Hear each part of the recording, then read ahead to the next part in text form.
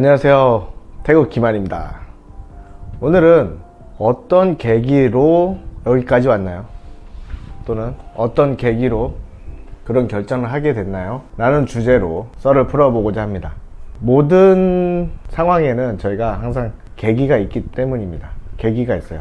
어떤 계기가 있기 때문에 그때부터 뭔가 변화가 시작합니다. 그래서 아마 제 영상도 누군가에는 좋은 계기가 되겠죠. 예전에는 이런 계기를 되기 위해서 누군가를 만나거나 소개를 받거나 겨우 뭐 어떤 사람을 만나서 조언을 듣고 그러는데, 요즘 같은 시대에는 그냥 이렇게 유튜브만 봐도 좋은 계기를 받을 수 있는 그런 기회가 있죠. 제가 예전에 이제 사무이에서 가이드를 하고 있었어요. 오래 한 건 아닌데 신혼여행 가이드였는데, 그때 좀 나이 드신 분, 지금의 한 제 나이 정도 하고 어떤 젊은 여자분하고 결혼을 해서 오셨더라고요. 지금 생각해보면 그 젊은 여자도 뭐 젊은 것도 아니었고 한 30대였고 한 10살 차이 나더라도 나이들이 다 있었기 때문에, 이제 그때 이제 여행 가이드를 하면서 그분이 이제 충무로에서 무슨 인쇄업을 한대요. 그때가 한 2005년이었네요. 2005년이었고 거기서 출판업을 하고 이제 거기서 사업을 한 다음에 돈을 많이 벌어서 여의도에 아파트도 사고 뭐 어쩌고저쩌고 이렇게 얘기를 하면서 저한테 묻더라고요. 김한 씨는 몇 살이에요? 그러니까는 한 25, 26 정도 됩니다. 그러니까는 그러면은 지금부터 사업하는 거 생각해 보라고. 한국에 대출도 잘해주고 기회가 여러 개가 있으니 한번 도전해 보는 것도 좋다 라는 이제 그런 스토리의 얘기를 들으면서 약간 저로서는 계기가 또 되었습니다. 계기가 되었고, 그 다음에 그 예전에 만나던 여자랑 헤어지고 굉장히 힘들던 시기에 수쿰빗에 있는 어떤 모 사장님이었는데, 그분 밑에서 잠깐 일을 한 적이 있어요. 이제 그때 이제 들었던 얘기 중에 하나가, 자기가 뭐 캄보디아에서 힘들게 해가지고 태국으로 건너와가지고 뭐 어쩌고저쩌고 일을 하는데, 한 달 동안 모은 돈을 호텔 높은 층에다가, 5성급 호텔 높은 층에다가 한 번에 다 쓴 적이 있다, 이제 그런 얘기를 하더라고요. 그래서 자기는 그 맛을 잊지 못해서 계속 열심히 했다. 물론 인성과 소문을 떠나서 그런 부분에 대해서는 굉장히 제가 보기엔 레전드 같은 그런 존재였습니다. 그래서 저도 그 이후로 한번 사치랄까요? 그런 거를 좀 해봤죠. 플렉스라 그러죠, 지금은.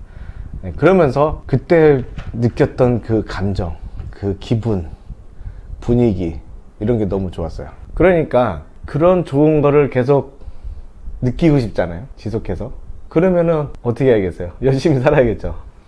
열심히 살아야 되고 뭔가 돈을 많이 벌어야겠다라는 어떤 목적이 생기고, 그러면서 아이템 하나 잡았을 때 열심히 해야겠다, 이제 그런 식으로 이제 계기가 되었습니다. 그러던 와중에 짜뚜짝에서 비누를 파는 어떤 가게에서 비누를 사다가 수쿰빗 타임스퀘어 2층에서 그거를 팔면서 이제 제 사업이 시작됐었는데요. 그러면서 그 계기가 되어서 지금까지도 온 것 같습니다. 그래서 저도 주변에 그런 기회가 있으면 한번 너무 싼 것만 찾으려고 하지 말자, 우리. 싼 것만, 그럼 계속 싼 것만 찾잖아요. 그럼 계속 싸게 되잖아요. 그래도 한 번쯤은 플렉스를 한번 해보면서 그때 그 기분을, 감정을, 그래서 그거를 내가 다시 느끼기 위해서 얼마만큼 더 노력을 해야 되고 얼마만큼 더 효율적으로 일을 해야 되는지, 또는 돈을 벌어야 되는지, 이제 그런 거에 대해서 생각하기 시작하고 궁리하기 시작합니다. 만약에 어떤 특정한 계기가 없어가지고 그런 걸 느끼지 못한다면은 아마 거기서 헤어날 수가 없을 거예요. 저한테는 뭐 지금도 엄청 성공한 건 아니지만은 그래도 뭐 태국에서 그냥 그럭저럭 잘 살고 있잖아요. 그런데 예전에 이제 흑수저 시절에는 저는 이제 호텔도 몰랐어요. 호텔도 몰랐는데, 예전에 또 계기가 한 번 됐던 거는 캐나다 관광청에서 제가 인턴 생활 보조 역할을 이제 좀 했었는데, 거기서 이제 일을 할 때 호텔에서 행사하던 게 있었어요. 거기 가는데 완전히 다른 세상이더라고요. 제가 있었던 흑들의 세상이 아니었던 거예요. 와, 막 음식도 그냥 맛있고 그냥 분위기도 너무 좋고 오는 사람들도 옷도 너무 잘 입고 막 진짜 막 여기 좀 다르다, 다른 세계다 라는 거를 이제 느끼면서 아, 이런 세계가 있구나 라면서 세계관 확장이 되는 그런 계기가 되었죠. 물론 뭐 지금 한국 상황에서는 뭐 맘만 먹으면야 뭐 그렇게 갈 수 있겠죠. 그런데 그때 당시에 흑수저 생활을 하던 때는 시급 한 2,600원 정도 그런 시절이었거든요. 그러니까 하루 종일 10시간 일해야 26,000원이죠. 그런 이제 시절이었는데 그런 분위기를 느끼기에는 그런 걸로는 절대 상상할 수가 없죠. 그래서 그때 그 기분을 느끼고 아, 이제 앞으로 나도 저런 데서 좀 일을 해야겠다 라는 그런 약간 목표 의식을 가지고 그러면서 이제 생활을 하고 또 일을 하게 되었죠. 그러니까 여러 가지 계기가 있었습니다. 그래서 그 계기가 좋았던 계기든 아니면 나빴던 계기든 간에 어쨌든 간에 계기가 생겨서 발전을 한다는 거는 굉장히 좋은 것 같습니다. 그런데 그 계기가 되기 위해서는 스스로 노력하는 수밖에 없는 것 같아요. 그러니까 계기는 기회, 뭐 계기는 기회와 계기, 기회는 이제 내가 막 뭐 하다가 갑자기 올 수도 있고, 그런데 계기는 어떤 내가 기회 속에서 생각하지 못했던 기회가 왔어요. 근데 기회가 계기가 돼서 발전을 하는 이제 그런 경우들도 있습니다. 그런데 도전, 어떤 모험 그런 거 없이 그냥 기회가 온다? 그러진 않죠. 하늘을 봐야 별을 따고 길을 나서야 뭐 사고를 당하든 뭐 돈을 줬던 간에 그런 기회가 있을 거 아니에요. 그러니까 어쨌든 간에 그 기회는 좋은 기회일 수도 있고 나쁜 기회일 수도 있지만은 어쨌든 간에 그 기회가 옴으로 해서 나에게 그런 계기가 된, 그래서 자아 실현을 이루고 싶은 목표가 생기고 그 다음에 발전하고 싶은 의지가 생기고 그러면서 어떤 더 좋은 그런 삶으로 변모하게 되죠. 하지만 계기와 노력, 고생은 별개의 얘기입니다. 당연히 노력하고 고생은 항상 따라다니는 거고요. 근데 그걸 얼마만큼 극복하냐에 따라서 그 계기가 좋은 계기가 될 수 있고 또는 나쁜 계기가 될 수 있죠.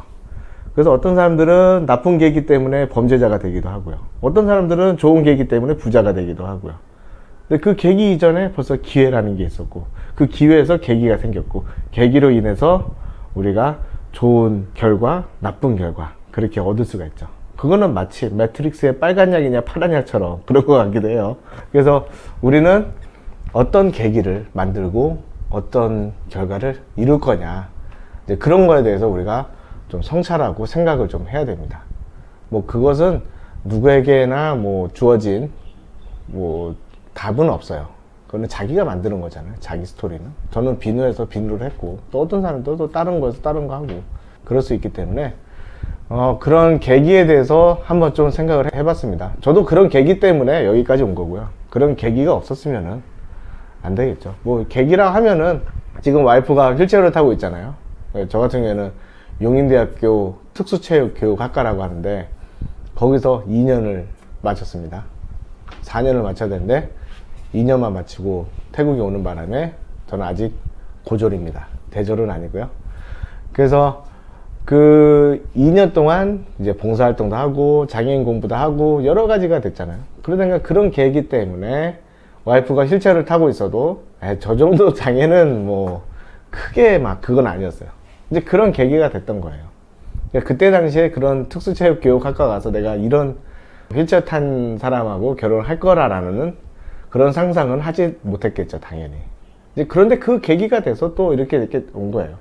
학교에서 잘려서 그 계기 때문에 태국에 이제 가이드로 온 계기로 인해서 태국을 알게 됐고 뭐 그렇게 이렇게 계속 흘러 왔습니다.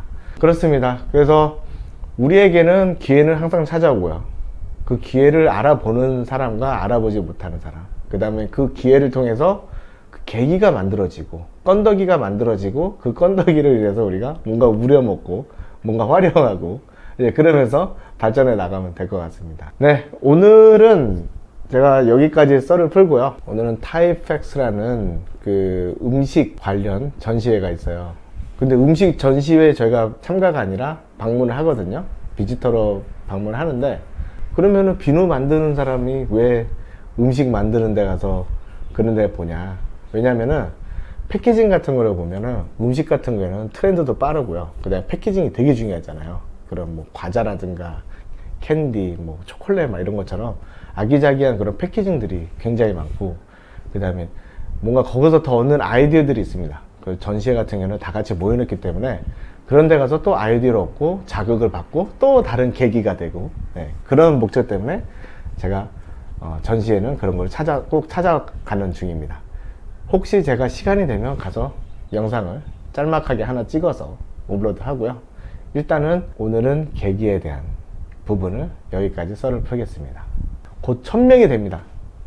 1000명이라는 숫자는 되게 의미적인 게, 뭐 1000명이 되면은 뭐 바로 막 안다 장난감 살 돈, 과자 살 돈 그게 생기냐? 저는 그렇지는 않다고 봐요. 그런데 1000명이라는 거는 적어도 제 콘텐츠가 시장에서 그래도 1단계 진입은 했다, 뭔가 인정을 받았다 라는, 이런 저만의 고유한 그 썰 푸는 방식, 저만의 캐릭터, 저만의 스토리가 뭔가 시장에서 일단 인정을 받았고, 굉장히 단기간에 그걸 이뤘다. 그것도 정직하게 한 명 하나 이렇게 쌓아 올라가면서요.